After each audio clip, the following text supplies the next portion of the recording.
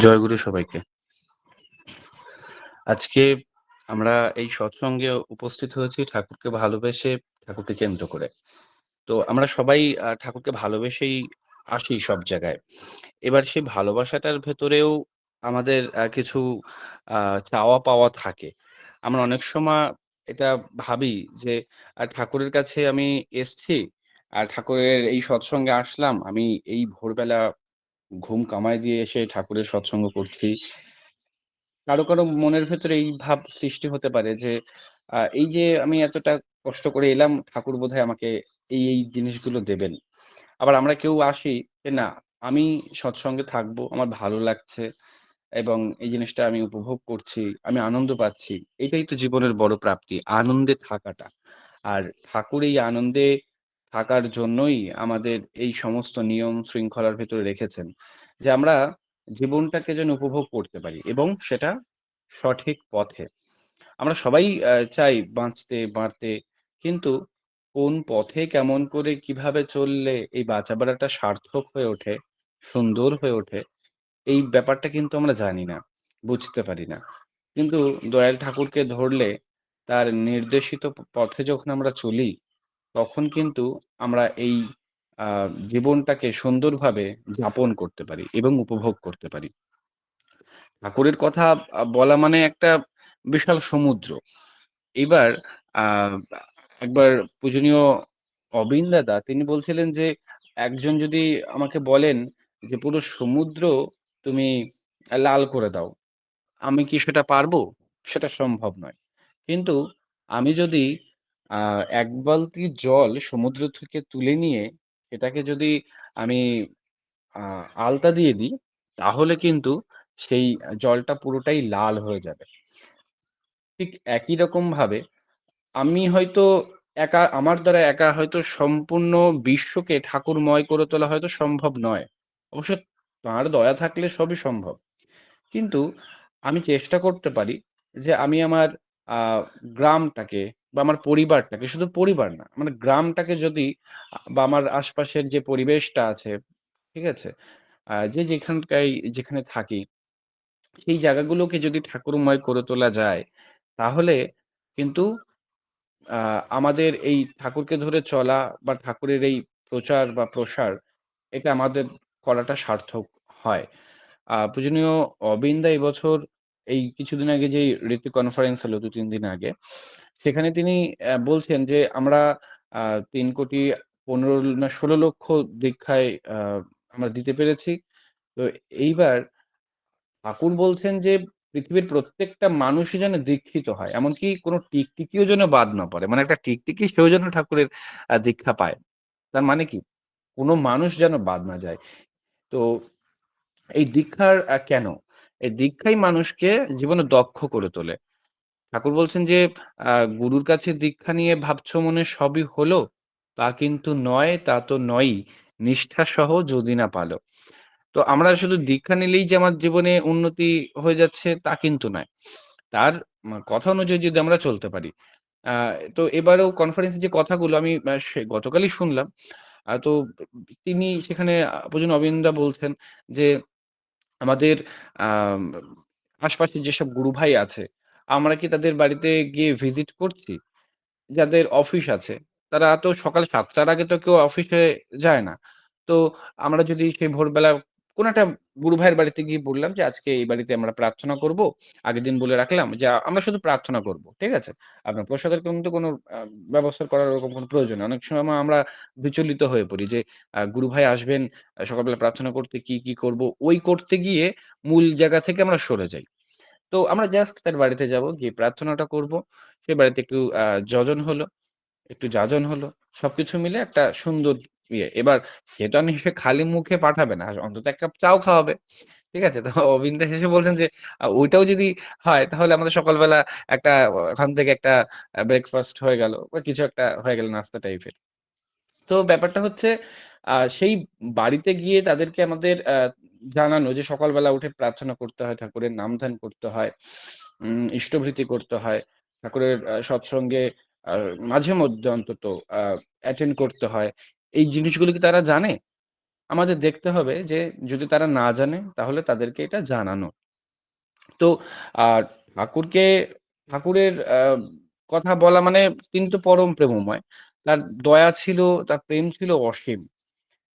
শুধু মানুষের প্রতি নয়, তার এই ভালোবাসাটা, এই প্রেম ছিল হচ্ছে প্রত্যেকটা প্রাণী, উদ্ভিদ সমস্ত কিছুর ভেতরে। ঠাকুর সম্ভবত তখন দেওঘরে হ্যাঁ, দেওঘরে উনি অবস্থান করছেন। তো প্রত্যেকদিন ঠাকুরকে ধরে নিয়ে যেতেন। ঠাকুর তখন অনেক বয়স হয়েছে তাকে একটু ধরে নিয়ে যেতে হতো। তো বঙ্কিমদা তাকে ধরে নিয়ে যেতেন।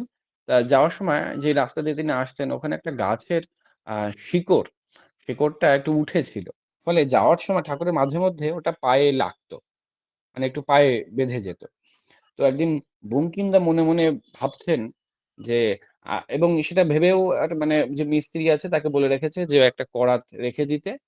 আজকে ঠাকুরকে ওই ওখানে পার করে মানে জায়গা মতন যেখানে ঠাকুর যেতে চাইছেন ওখানে দিয়ে আসার পরে ওই গাছটা শিকড়টা উনি কেটে দেবেন। তো এটা তিনি মনে, মনে ভাবছেন। আর আম যখন ঠাকুরকে নিয়ে আসছেন সে মনে, মনে ভাবছে যে ঠাকুরের তো এখানে প্রত্যেকদিন যাওয়ার সময় লাগে পায়ে। তো আম এই গাছটার শিকড়টা কেটে দিলে কেমন হয়? এটাতে ঠাকুরের নিয়ে যাচ্ছে আর মনে, মনে সে ভাবছে। ঠাকুর তখন হঠাৎ করে বঙ্কিমদাকে বলছে যে, "বঙ্কিমদা আপনি যে আমাকে প্রত্যেকদিন এরকম আ ইয়ে করে মানে আমাকে ধরে যে নিয়ে আসো, তা তোমার এই হাতের কনুইটা আমার প্রত্যেকদিন এই বুকে এসে, এসে একটু লাগে। তা আমি কি তোমার হাতটা কেটে ফেলবো?" সে তো যে ঠাকুরই কথা হঠাৎ করে কেন বলছে? তখন তিনি বুঝতে পারলেন যে আসলে তিনি তো অন্তর্যামী এবং তিনি বুঝতে পেরেছেন যে সে অ্যাকচুয়ালি কোন কাজটা করতে চলেছে, কোন ভুলটা করতে চলেছে। বঙ্কিমদা বুঝতে পারলেন যে আমি যে মনে, মনে ভাবলাম যে শিকড়টা কেটে ফেলবো, তো ঠাকুর এই কারণেই তিনি আমাকে যে উদাহরণটা দিলেন যে আমারও তো কোনোই ঠাকুরের বারবার বুকে আ আ আ মানে গিয়ে লাগে। তারও তো অসুবিধা হয়। তাহলে সে তো আমার হাত কেটে ফেলছে না। তাহলে ওই শিকড়টাকে আমি কেন কাটতে যাবো? তো এই হচ্ছে তার প্রেম। এরকম একবার এক ভক্ত আ কে ঠাকুর বলছেন গাছের যে বেড়া ছিল ওখানে লতা ঝুলে গেছে। তো একজনকে বলছে, "এই ওই লতাটা একটু বেড়ার উপরে তুলে দে তো।" তো সেই নিয়ে যেরকম আমরা সাধারণত করি, লতাটা নিয়ে বেড়ার উপরে মানে রেখে দিয়েছে। এমনভাবে রাখলো যে কোন রকম মানে ভক্তি শ্রদ্ধা নেই। নিয়ে এরকম ঠাকাস করে রাখলো। তখন ঠাকুর বলছেন, "আহ! লাগলো তো।" এরকমভাবে বলছেন যে, "আহ! লাগলো তো।" ওইভাবে রাখে কেউ? সুন্দরভাবে রাখ। গাছটার লতাটা যে নেমে গেছে তুই সুন্দরভাবে রাখবি তো। তো দেখেন যে প্রত্যেকটা বিষয়ে ঠাকুরের কতটা প্রেম, ঠাকুরের কতটা ভালোবাসা। এমনকি এই যে বইয়ের পেজ আমি কি করে উল্টাবো সেটাও পর্যন্ত ঠাকুর শিখিয়ে দিচ্ছেন।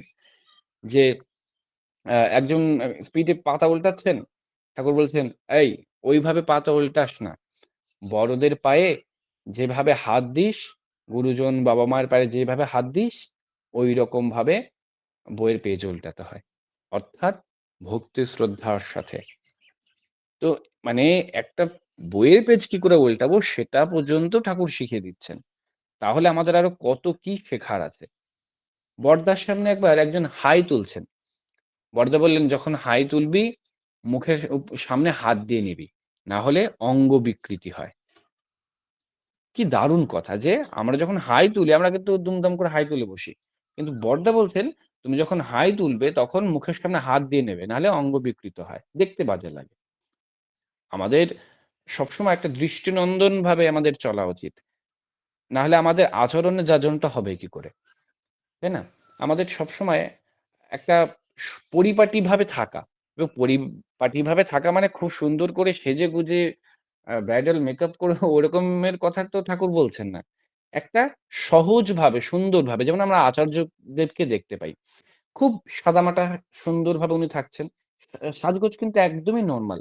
কিন্তু দেখলে তাকে একদম তাকিয়ে থাকতে ইচ্ছা করে। কি সুন্দর নিখুঁত একটা মানুষ। তো আ ১ বছর আগে আমি আচার্যদেবের ওখানে বসে আছি। তো আচার্যদেব হঠাৎ করে কথা প্রসঙ্গে একটা কথা বলছেন যে, আমরা যখন গুরুর কাছে যাই, গুরুদেবের কাছে যাই বা বয়োজ্যেষ্ঠ কোনো আ বাবা-মা হতে পারে বা যেকোনো বয়োজ্যেষ্ঠ কোনো গুরুজনের কাছে যাই, তখন আমাদের তার কাছে যেতে হয় পরিপাটিভাবে, সুন্দরভাবে। আমার কোনো রকম আ এমনভাবে আমি যাব না যে সে আমাকে দেখে অস্বস্তি বোধ করে। মানে আলুথালু কেশ, চুল এলোমেলো হয়ে আছে, ঐরকমভাবে নয়। সুন্দর করে একটা পরিপাটি হয়ে তার কাছে আমি যেতে পারি। তারপর আ ব্রাশ করে যাব যাতে আমার কোন রকম যেন দুর্গন্ধ তার কাছে না পৌঁছায়। ওরকম ওই ফাটা চেরা ছেঁড়া-বড়া যে জিন্স প্যান্ট বা অন্যান্য যেরকম একটা ড্রেস আছে বিভিন্ন ধরনের যেটা অ্যাকচুয়ালি দেখতে খুব একটা ভালো না, দৃষ্টিনন্দন নয়, এরকম কোনো ড্রেস আমি পরে অন্তত গুরুজনার বা গুরুর কাছে আমি যাব না। সুতরাং আমি যদি মন্দিরেও যাই, ঠাকুর শুধু প্রণামের জন্য, আমি যেন সুন্দরভাবে পরিপাটি হয়ে ঠাকুরের কাছে যাই। কারণ আমি ঠাকুরের কাছে যাচ্ছি। তিনি আমার গুরু।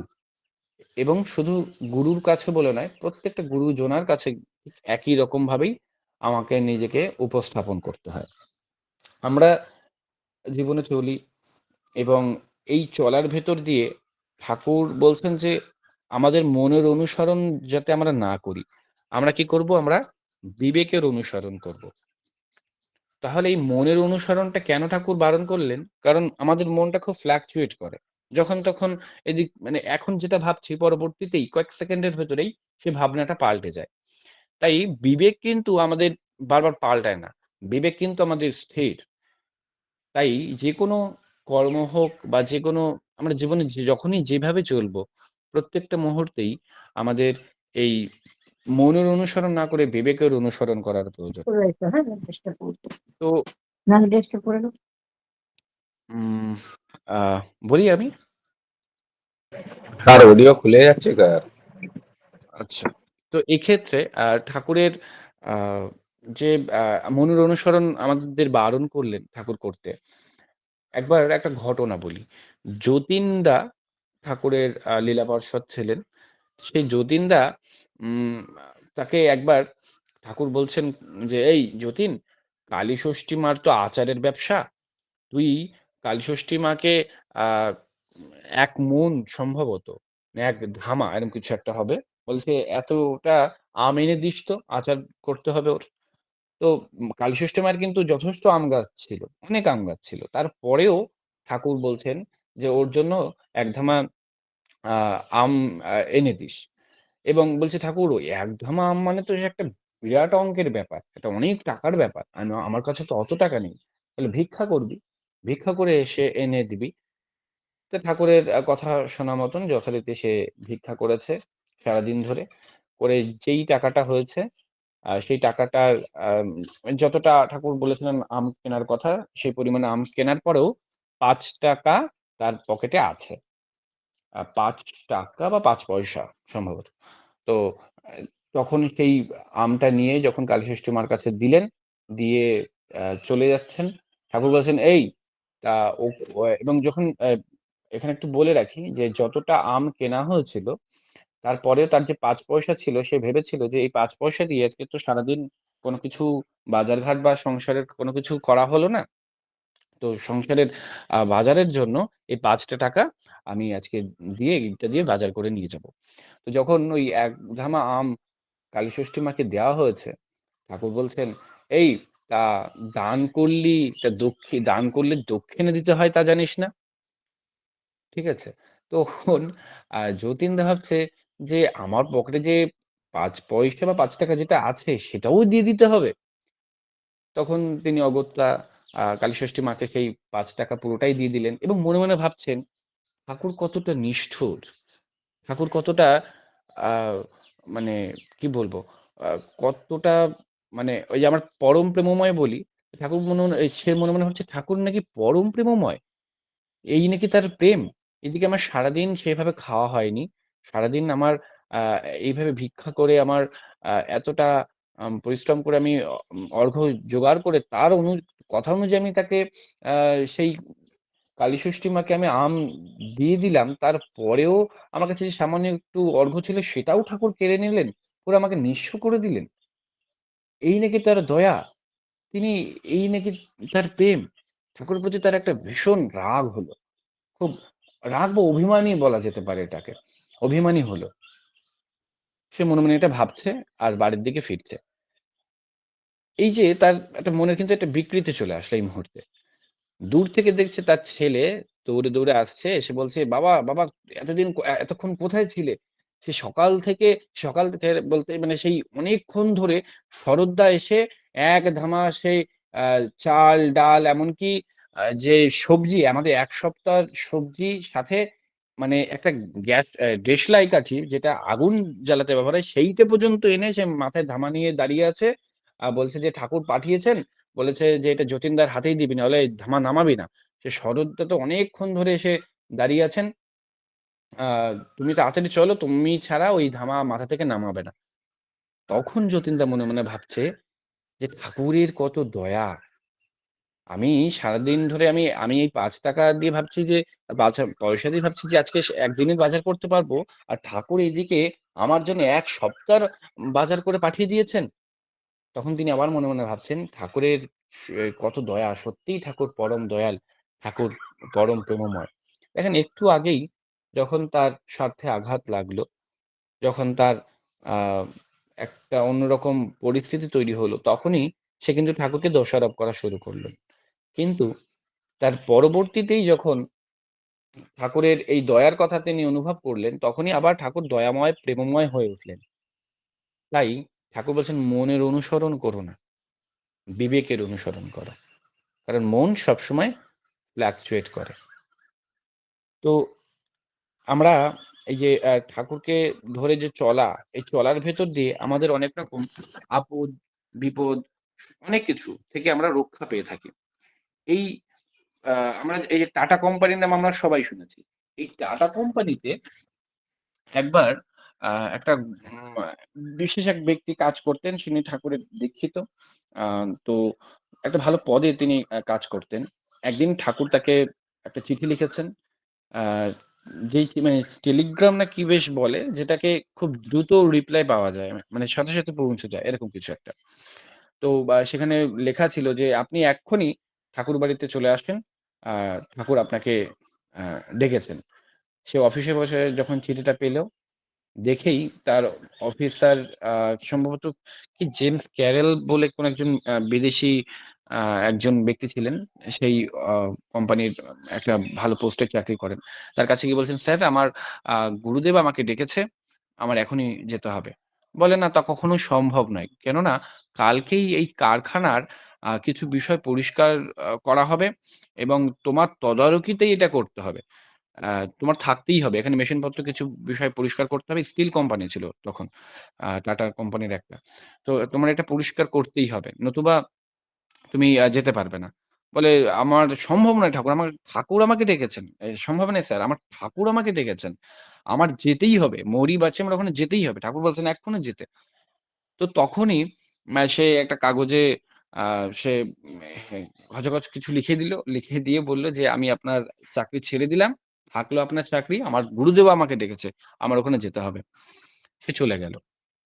যখন ঠাকুরের কাছে সেইরকম হন্তদন্ত হয়ে এসছে, আসার পরে ঠাকুরকে যখন প্রণাম করে মাথা উঠিয়েছে, ঠাকুর বলছেন, "ও তুই সম্ভবত ক্ষিতীশ দা সম্ভবত নামটা আমার মনে পড়ছে। এরকম কিছু। বলছে, "ক্ষিতীশ তুই এসছিস? ক্ষিতীশ তুই এসছিস? খুব ভালো। যা এবার বাড়ি চলে যা।" এই যেই শুনেছে তখন সে না ভেতর থেকে কেমন একটা রাগ হয়ে উঠেছে। কি হলো? আমি চাকরি ফেলে দিয়ে চাকরি একদম রিজাইন করে দিয়ে আমি চলে আসলাম।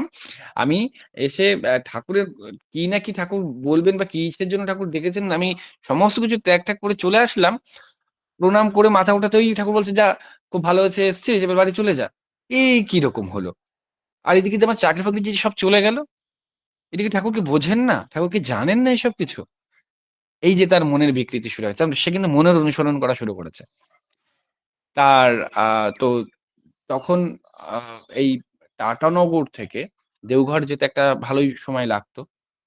পরের দিন আ সে যখন বাড়িতে ফিরেছে, দুপুরের দিক বা বিকেলের দিকটা যখন সে বাড়িতে ফিরেছে, শুনতে পারছে যে খবর পেপারে উঠেছে। সে যেই স্টিল কোম্পানিতে চাকরি করতেন, গতকাল সেখানে সেই মেশিনপত্র পরিষ্কার করার সময় সেটা ব্লাস্ট করে যায় মেশিনপত্র এবং সেইখানে যেসব কর্মচারীরা ছিল প্রত্যেকটা মানুষের বীভৎসভাবে তাদের মৃত্যু হয়।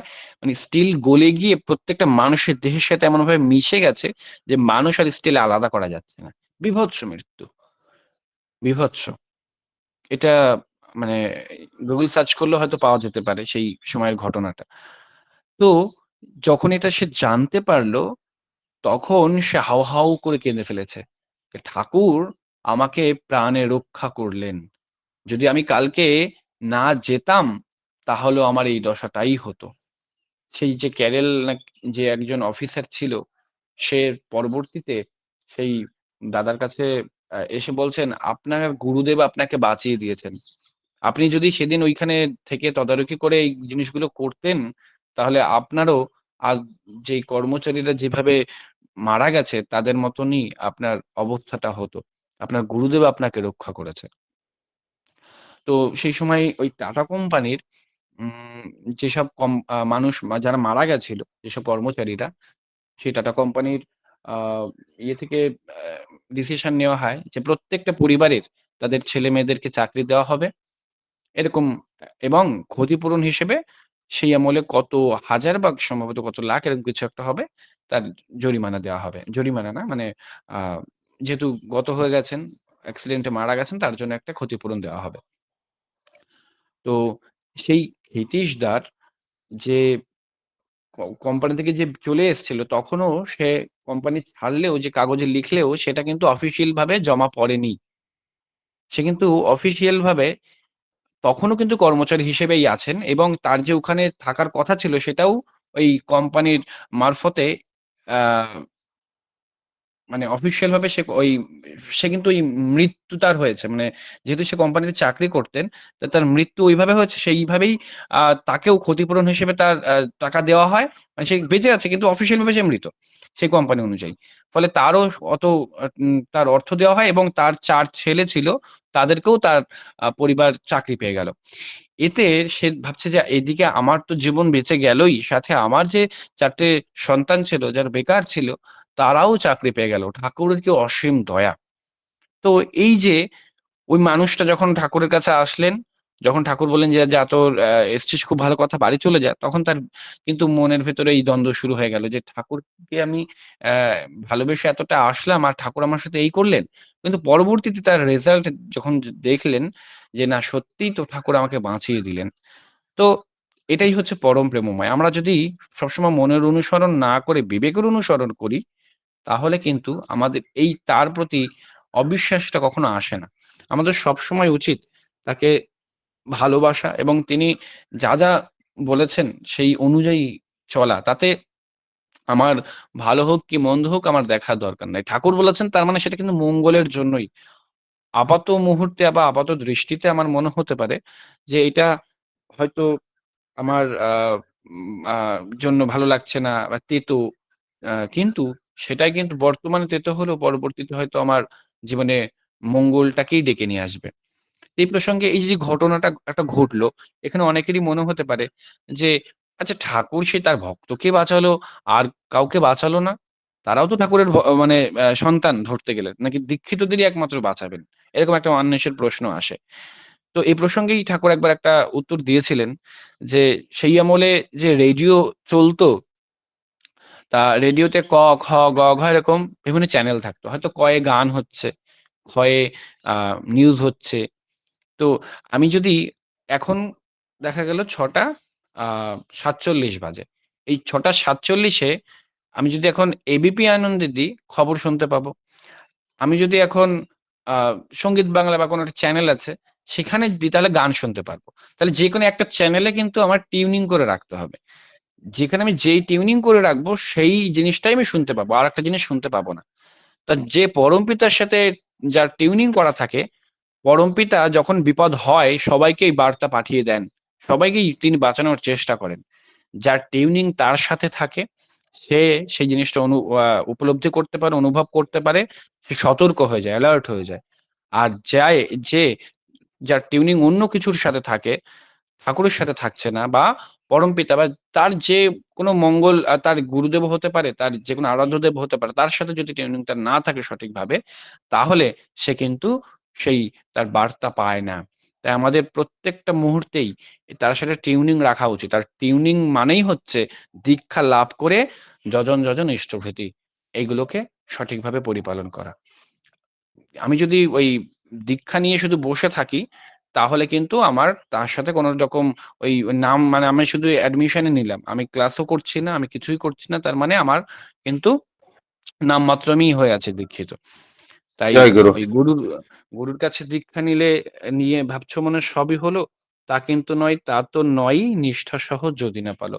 আমরা সবাই চেষ্টা করব ঠাকুরকে ভালোবেসে ঠাকুরের কথা অনুযায়ী চলা। সবাই ভালো থাকেন। জয় গুরু। বন্দে পুরুষোত্তম।